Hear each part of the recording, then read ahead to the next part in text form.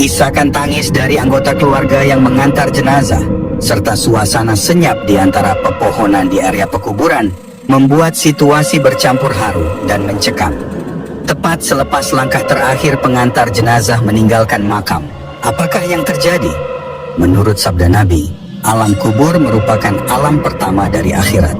Inilah tempat pertama dari manusia setelah meninggal dan menunggu hari pembalasan tiba kelak. Dalam syariat Islam, jenazah harus segera dikuburkan setidaknya sebelum azan asyar berkumandang. Di beberapa tempat malah bisa segera dimasukkan ke liang lahat asalkan sebelum tengah malam. Selama hidupnya, seseorang mungkin dibuai oleh popularitas dan kekayaan. Tapi ketika ajal sudah menjemput, satu-satunya yang tersisa adalah amal perbuatannya. Menurut hadis Nabi, ada 3 hal yang menemani jenazah ke tempat peristirahatan terakhir, yaitu keluarga, harta benda, dan amal perbuatan. Namun 2 hal pertama akan segera meninggalkannya di pemakaman. Kehidupan di alam barzah atau alam kubur adalah alam pertama yang akan dijalani seseorang setelah mengalami kematian. Alam kubur atau alam barzah merupakan satu dari rangkaian yang pertama kali dijalani seseorang dari tahapan kehidupan setelah kematian. Bahkan disebutkan, menit di alam kubur seseorang belum menyadari bahwa dia sudah mengalami yang namanya kematian alias meninggal dunia. Ketika sadar, maka dia akan mendapati suasana yang sangat gelap gulita. Sekitar 7 menit kemudian dia akan kedatangan 2 sosok asing yang merupakan wujud dari malaikat Mungkar dan Nakir. Itulah alam pertama yang akan dijalani oleh seseorang setelah mengalami kematian. Alam kubur merupakan tahapan pertama dari kehidupan setelah kematian. Maka berikut ini 8 tahapan kehidupan setelah kematian, dan juga dicantumkan doa selamat dari siksa neraka. Dan agar mampu melewati semua tahapan tersebut, agar terhindar dari siksa neraka dan menjadi ahli surga. Dan sebelum lanjut, dengan like, subscribe, dan tulis pendapat kalian di kolom komentar. Bismillah, mari kita mulai pembahasannya.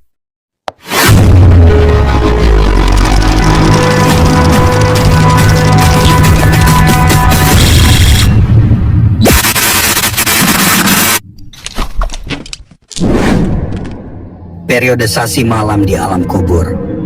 Ada rentang waktu tertentu dari sosok jenazah yang telah menetap di alam kubur. Hitungannya mulai dari malam pertama hingga 25 tahun setelahnya. Sangat panjang bukan? Bahkan semalam di alam kubur pastilah terasa sangat lamanya. Malam pertama, jasad sebenarnya mulai membusuk. Dan bagian tubuh yang pertama kali membusuk adalah perut dan kemaluan. Itulah alasan semasa hidup setiap manusia seharusnya menjaga 2 bagian tubuh tersebut. Jasad juga mulai berubah warnanya menjadi agak hijau dan cenderung gelap. Malam kedua. Malam berikutnya, organ dalam tubuh mulai membusuk seperti lambung, paru-paru, hati, dan limpa. Malam ketiga. Malam ketiga ialah malam ketika jasad mulai mengeluarkan bau busuk. Setelah 7 hari, wajah jasad akan mulai membengkak dan terlihat jelas di bagian pipi serta kedua mata. 10 hari pertama, tubuh akan semakin membusuk. Setelah 2 minggu, perlahan-lahan rambut jasad mulai rontok dan terurai bersama tanah. 15 hari, jasad akan mulai dikerubuti hewan-hewan tanah seperti ulat. 6 bulan, daging telah menyatu dengan tanah dan hanya menyisakan sedikit. Cuma tersisa tulang dan rangka dari jasad tersebut. 25 tahun, kerangka akan meninggalkan 1 biji dengan tulang yang sangat kecil. Dari tulang itulah kelak manusia akan dibangkitkan di hari pembalasan. Ke-1, alam kubur atau alam barzakh. Seorang yang meninggalkan alam fana atau alam dunia akan menjalani hidupnya di alam kubur. Kehidupan di alam kubur atau alam barzakh, terutama di malam pertama, akan sangat mencekam. Sebab seorang yang meninggal, ketika roh meninggalkan jasadnya, maka dia seperti dalam alam mimpi, belum percaya apakah dia sudah meninggal. Tetapi setelah tersadar dan melihat alam di sekelilingnya yang gelap gulita, dan ada kain kapan yang melekat di tubuhnya. Barulah si ahli kubur kaget, bahkan menangis sedih. Dia syok saat tahu dirinya benar-benar sudah meninggal dan akan menjalani kehidupan yang panjang di alam kubur. Demikian sebuah gambaran tahapan pertama setelah kematian. Kita akan singgah di alam kubur atau dikenal dengan sebutan alam barzakh atau alam kubur. Hal ini disebut dalam firman Allah Subhanahu wa Ta'ala, yang artinya, agar aku berbuat amal yang saleh terhadap yang telah aku tinggalkan, sekali-kali tidak. Sesungguhnya itu adalah perkataan yang diucapkannya saja, dan di hadapan mereka ada dinding barzakh sampai hari mereka dibangkitkan. Al-Quran Surat Al-Mu'minun ayat 100. Dijelaskan dalam Islam jika alam kubur hanyalah tempat persinggahan, tetapi akan dijalani dalam waktu yang cukup panjang, bahkan dikabarkan akan lebih panjang dari waktu hidup di dunia. Bahkan disebutkan pula, jika di alam kubur inilah manusia sudah bisa mengetahui di mana dia akan tinggal di akhirat kelak, apakah di surga atau di neraka. Jikapun bisa masuk surga, dia akan dihisab. Bahkan sejak di alam kubur, dia sudah mendapatkan siksaan. Tak ada yang dapat menolong, tak ada sanak dan keluarga atau tetangga, semuanya akan ditentukan oleh amal ibadahnya selama hidup di dunia fana. Bahkan disebutkan dalam hadis, akan datang dua sosok malaikat yang bernama Munkar dan Nakir, yang artinya, oleh karena itu, sebagaimana hadits riwayat Utsman bin Affan, apabila mayat telah dikuburkan, Rasulullah Shallallahu Alaihi Wasallam kerap berdiri di samping kuburan tersebut dan berkata, mohonkanlah ampunan untuk saudara kalian dan mintakanlah keteguhan untuknya karena dia sekarang sedang ditanya. Hadis riwayat Abu Dawud dan Baihaqi. Menurut sejumlah riwayat, kedua malaikat yang datang tersebut mempunyai nama Munkar dan Nakir.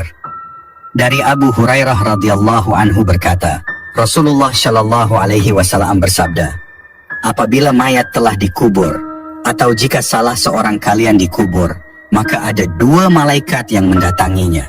Yang keduanya hitam kebiruan, diberi nama Munkar, dan yang lainnya bernama Nakir. Hadis riwayat At-Tirmidzi. Disebutkan pula wujud malaikat Munkar dan Nakir akan datang sesuai dengan amal perbuatan sang ahli kubur semasa hidup. Jika lebih banyak melakukan kemaksiatan, maka yang datang adalah dua sosok menyeramkan. Tetapi jika dia seorang yang ahli ibadah, maka yang akan datang adalah sosok yang rupawan. Keduanya akan langsung menanyakan tentang siapa Tuhan kepada manusia di alam kubur, terus apa agamanya, apa kitab yang menjadi pedomannya, dan siapa nabinya. Disinilah akan menentukan bahwa jawaban ahli kubur bisa menjawab pertanyaan dua malaikat tersebut sesuai atau tidak. Maka ditanya apa agamanya ketika hidup di dunia, apa kitab yang menjadi pedomannya ketika hidup di dunia, dan siapa nabi yang ia ikuti ketika di dunia. Semua pertanyaan di alam kubur itu akan dijawab sesuai dengan amal ibadahnya semasa hidup, sehingga tak ada istilah nyontek seperti mengikuti ujian, apalagi dijoki, sebab semuanya sesuai dengan perbuatan sang ahli kubur. Selanjutnya, jika dia mampu menjawab semua pertanyaan dua malaikat tersebut, maka dia akan diistirahatkan dan dipindahkan di taman surga yang ada di alam kubur tersebut, dan menunggu hingga hari kiamat.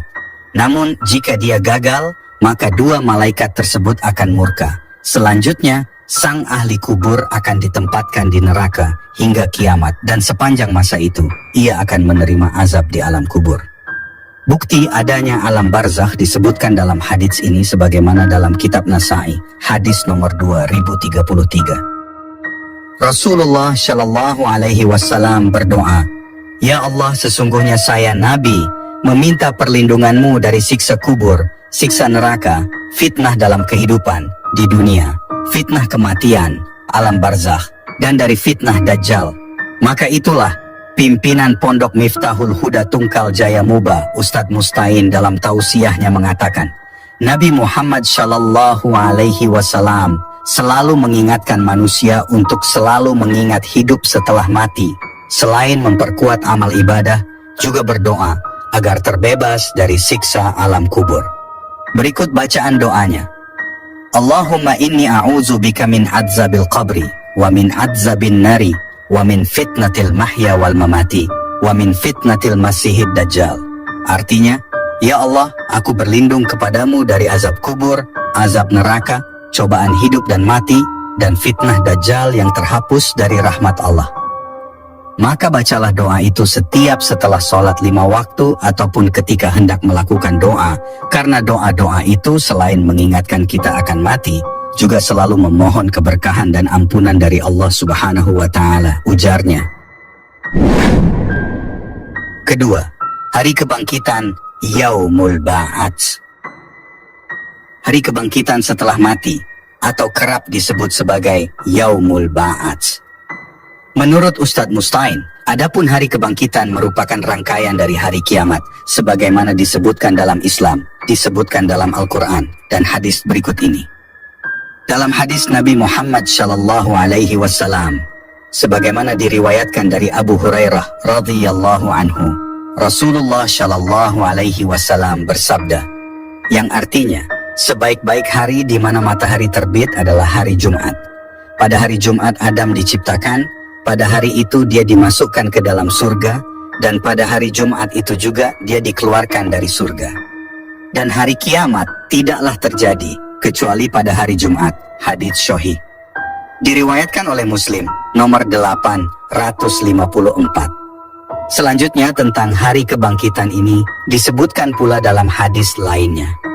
Sebagaimana disebutkan oleh Aus bin Aus radhiyallahu anhu, bercerita bahwa Rasulullah Shallallahu Alaihi Wasallam bersabda, yang artinya, sesungguhnya sebaik-baik hari kalian adalah hari Jumat. Pada hari itu Adam diciptakan dan diwafatkan. Pada hari itu juga sangkakala ditiup dan petir bergemuruh. Hadis riwayat Abu Daud, nomor 883 dan Ibnu Majah, nomor 1075. Hal ini sangat jelas sebab hadits ini dinilai sahih oleh Al-Albani dalam Sahih Abi Dawud dan Sahih Ibnu Majah, ujar Mustain. Seperti diketahui, hari kebangkitan adalah kehidupan setelah mati. Sebagaimana disebutkan bahwa malaikat Israfil akan meniupkan sangkakalanya, maka hari kiamat akan datang, terjadi bencana di mana-mana. Dunia kiamat dan semua makhluk akan binasa. Tak ada satupun yang tersisa dan luput dari kematian. Selanjutnya, malaikat Israfil akan meniupkan sangkakalanya. Untuk yang kedua kalinya, maka semua makhluk yang sudah binasa dan mati itu akan hidup kembali tanpa terkecuali. Hal tersebut diungkapkan dalam surat An-Naml ayat 87. Allah Subhanahu wa Ta'ala berfirman, yang artinya, dan ingatlah hari ketika ditiup sangkakala, maka terkejutlah segala yang di langit dan segala yang di bumi, kecuali siapa yang dikehendaki Allah. Al-Quran Surah An-Naml ayat 87. Kedua, yaitu tiupan asy-sya'iq, tiupan yang mematikan, dan yang ketiga adalah tiupan qiyam bangkit. Dua macam tiupan ini terangkum dalam firman Allah Subhanahu wa Ta'ala, yang artinya, dan ditiuplah sangkakala, maka matilah siapa yang di langit dan di bumi, kecuali siapa yang dikehendaki Allah Subhanahu wa Ta'ala. Kemudian sangkakala itu ditiup sekali lagi, maka tiba-tiba mereka berdiri menunggu putusannya masing-masing. Al-Quran Surah Az-Zumar ayat 68, Surat Al-Zalzalah ayat 6. Yauma izi yasdurun nasu asyitatal liyurau a'malahum. Artinya, pada hari itu manusia keluar dari kuburnya dalam keadaan yang bermacam-macam, supaya diperlihatkan kepada mereka balasan pekerjaan mereka selama di dunia. Al-Quran Surah Al-Zalzalah ayat 6. Yang ketiga, hari penggiringan ke padang mahsyar.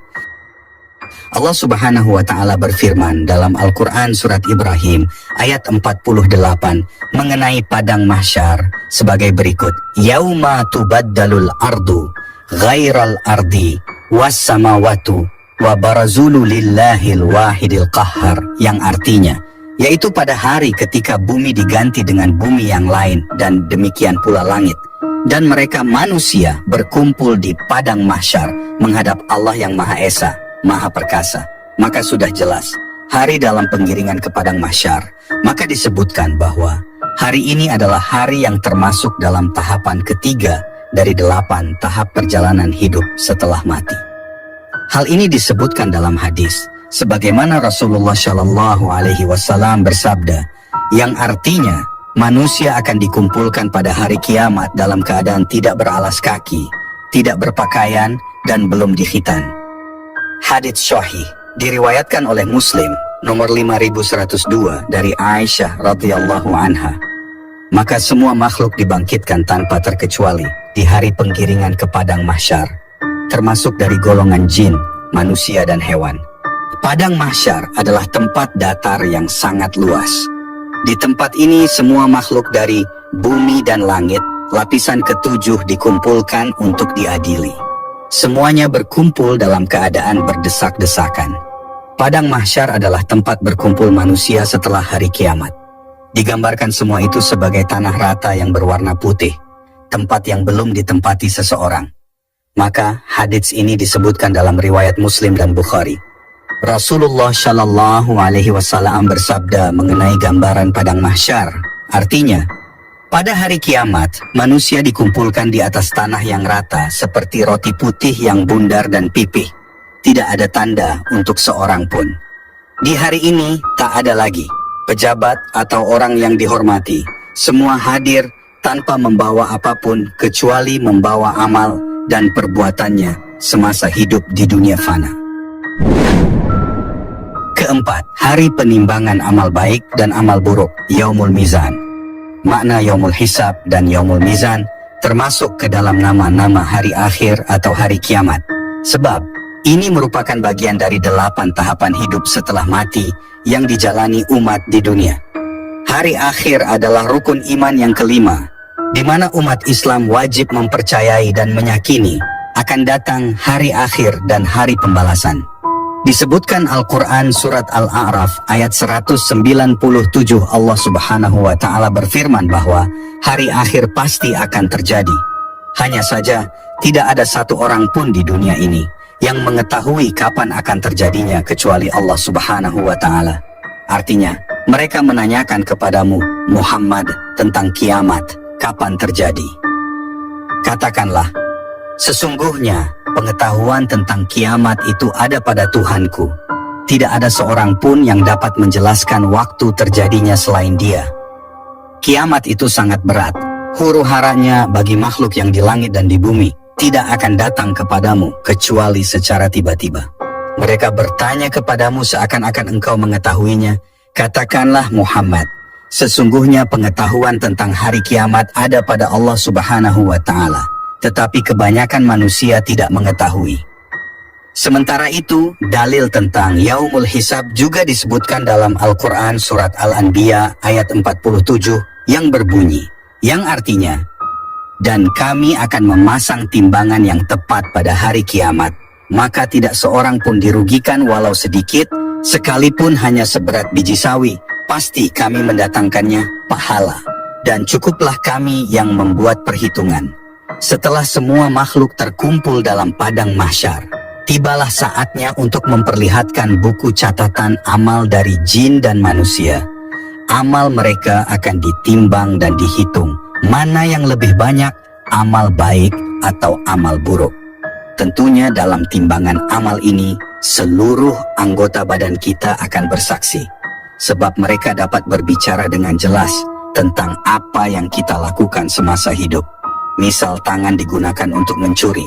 Ketika kita membantah, maka tanganlah yang akan bersaksi. Tak ada lagi pengacara atau saksi yang bisa dibayar untuk meringankan, karena seluruh anggota tubuh akan bicara dengan sendirinya.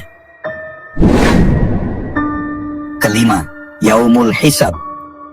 Setelah menjalani penimbangan alam ibadah semasa hidup di dunia fana, maka seperti disebutkan bahwa Yaumul Hisab juga terdapat semua makhluk hidup, yakni setelah menerima buku catatan, para jin dan manusia akan menjalani penghitungan yang amalnya.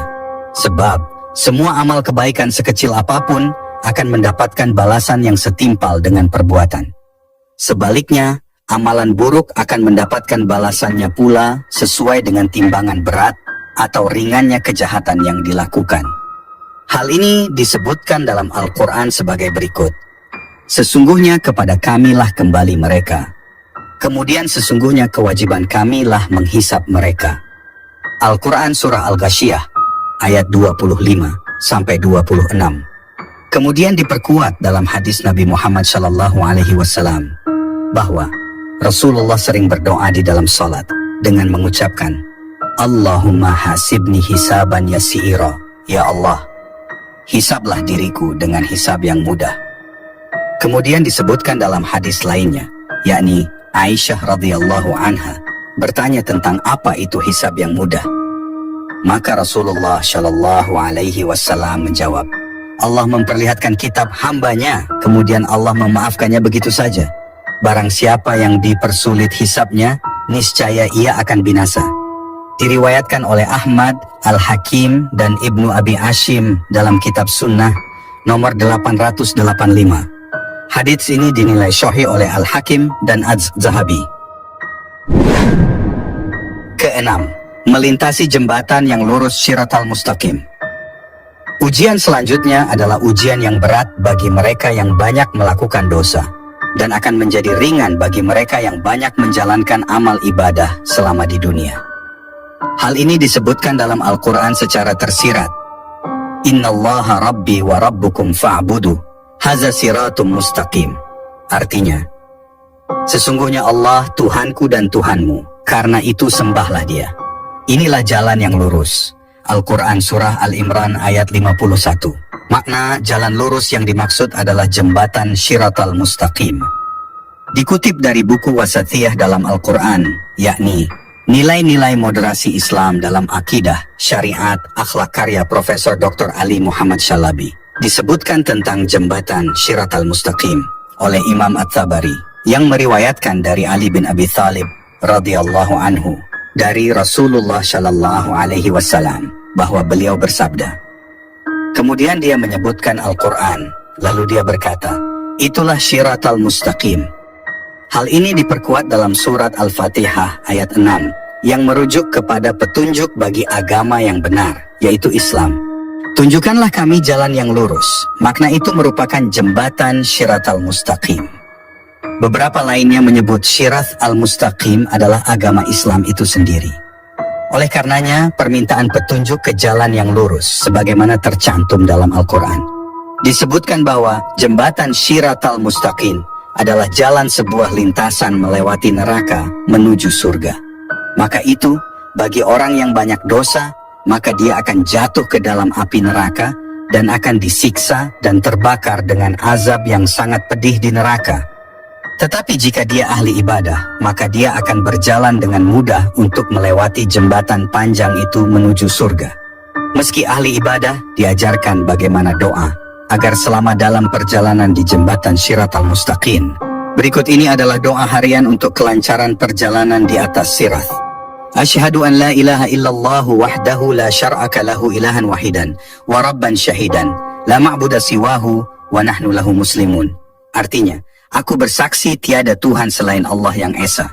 Tiada sekutu baginya sebagai Tuhan yang Esa dan Tuhan yang menyaksikan. Tiada zat yang patut disembah selainnya. Kami tunduk kepadanya.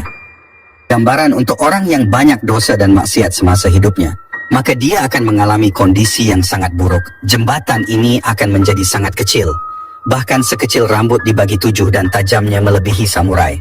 Sementara sebaliknya, untuk orang dengan amalan baik banyak, ia akan melewatinya dengan tenang.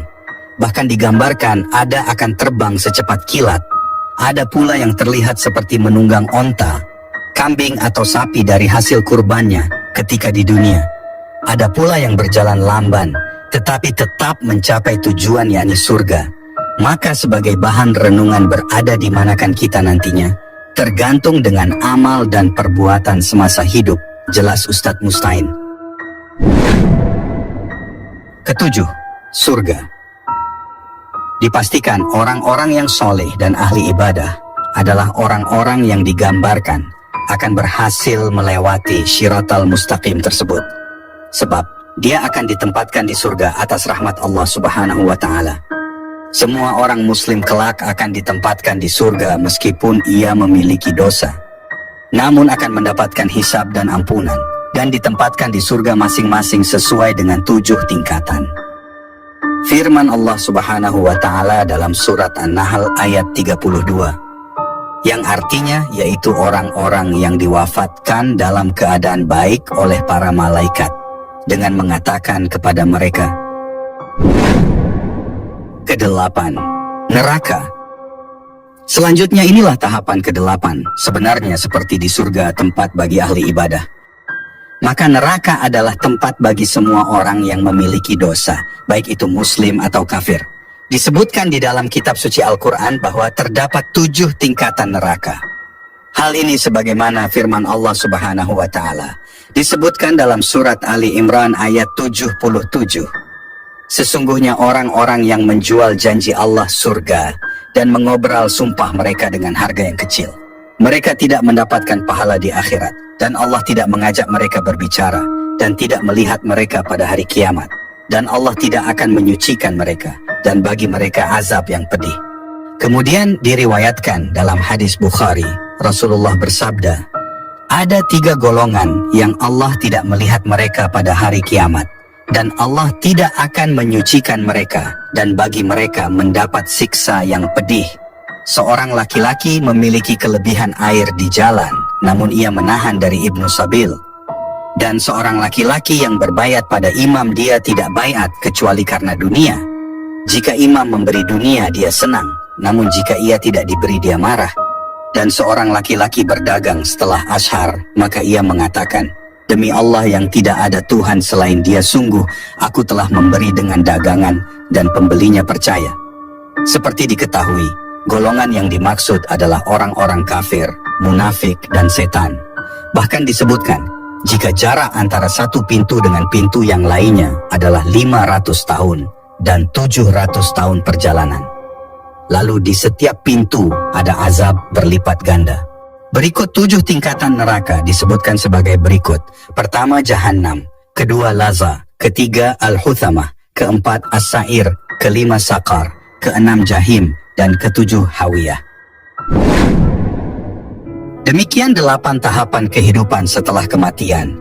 Mari kita renungkan dan pahami, berada di jalan manakah kita kelak? Allah Subhanahu wa Ta'ala pun memberikan kebebasan kepada umatnya untuk memilih. Namun azab sudah menunggu bagi mereka yang memilih kehidupannya di jalan kemaksiatan. Sementara Allah akan memberikan kenikmatan surga bagi hambanya yang menjalankan semua perintahnya dengan patuh dan ahli ibadah. Semoga kita semua diselamatkan dari siksa neraka dan menjadi penghuni surga Allah Subhanahu wa Ta'ala. Amin ya Rabbal Alamin. Demikianlah pembahasan kita kali ini, semoga bermanfaat dan menambah keimanan kita kepada Allah Subhanahu wa Ta'ala dan Rasul-Nya. Dengan like, subscribe, dan tulis pendapat kalian di kolom komentar. Akhir kata, wassalamualaikum warahmatullahi wabarakatuh.